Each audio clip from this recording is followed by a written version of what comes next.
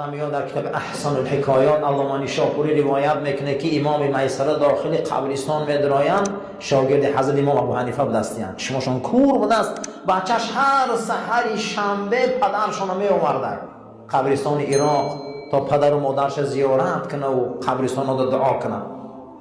میگه همین تا چند سال اوتم آوردم همین میامد دعا میکردم میرفت، یک سحر عجایب کارش شد.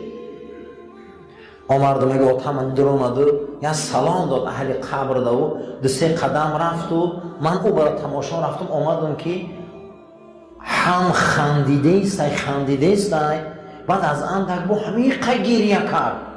آمده گفتم اوتم پدر جان یکم بر من حالت خیلی ندیدم، هم میخندی هم گریه میکنی، چی گم بود؟